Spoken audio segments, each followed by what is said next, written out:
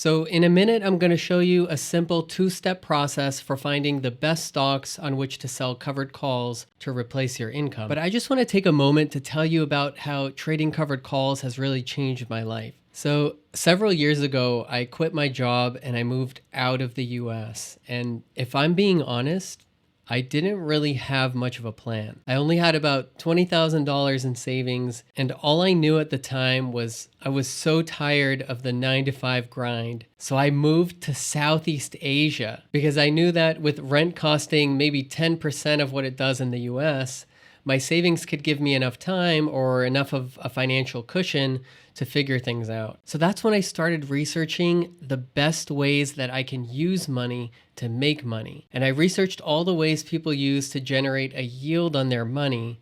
And trading in the sense of swing trading or day trading was completely out of the question because of the unpredictable nature. On the other hand, the types of investments with predictable returns, as you probably know, have abysmal yields. And I looked into farmland, real estate, modern art, you name it. But for the most part, it's almost impossible to get a yield higher than about 10% a year with those types of investments.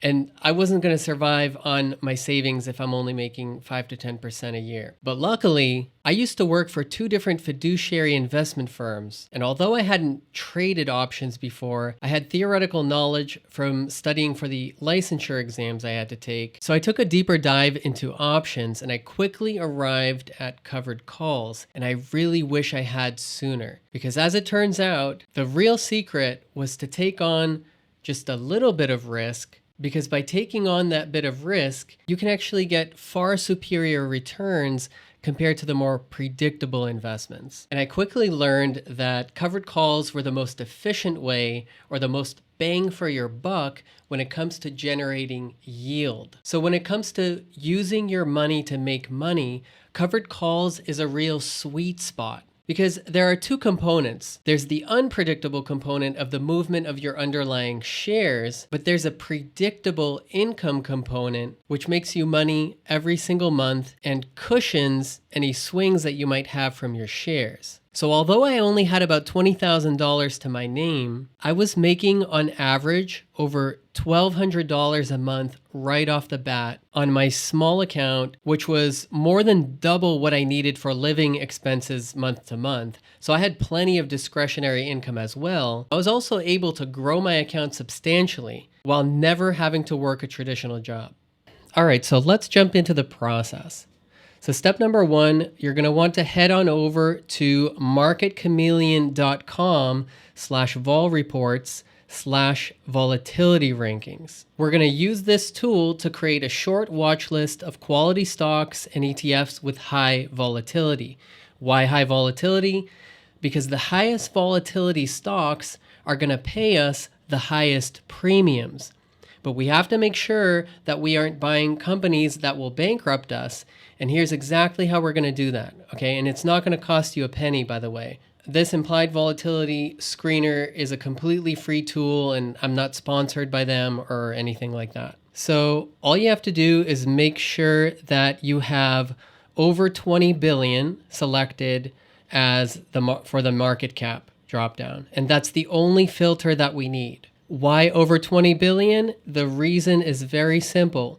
The higher the market cap of a stock, the less likely it is to have a black swan event, okay? And it's the black swan events that can do some serious damage to your account. And why do higher market cap companies have a lower chance of a black swan event? There's several reasons for why. I'm not going to get into that in this video. If you want, you can ask ChatGPT why that's the case. But that's the only filter we need. And some traders like to stick with ETFs because ETFs, well, there's no individual company black swan event to worry about. So if you click on current IV, if your list is not already in order of highest to lowest, just click on it twice and it's going to order it from highest to lowest implied volatility. So as you can see, we have quite a few candidates. And what's my cutoff point? My cutoff point is about 50. Okay, I don't generally consider companies that are under 50 implied volatility for the current volatility. So there we go. At the current point in time, it looks like we have about 25 stock candidates. And that's going to vary, okay, depending on market conditions. If I see less than, let's say, 10 candidates or so, I'm going to expand this a bit to include companies between 10 and 20 billion as well. So I'll just head on over here and select over 10 billion. However, if you're new, I don't actually recommend trading companies under 20 billion market cap because the spreads are going to be a bit worse and the risk is going to be higher as well. So from here, for the second step of the process, there are basically two approaches. The first approach is to select 3 to 5 stocks from your list that have the highest market caps, while still having an above 50 implied volatility.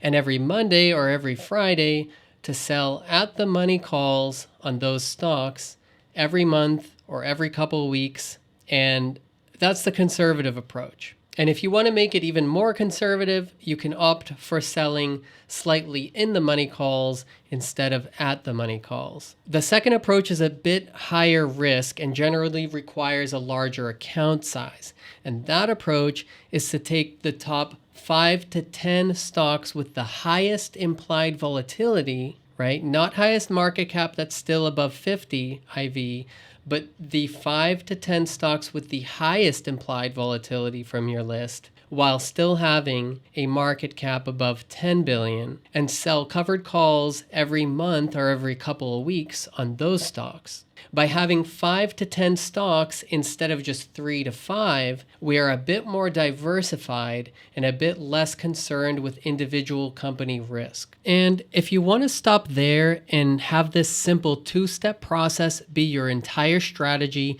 and never even look at a price chart, that's absolutely viable, and many investors do just that, and they do quite well. But if you want to take things to the next level, in the next video, I will teach you how you can apply just 2 or 3 simple technical analysis concepts to both lower your risk and increase the amount of premium you generate.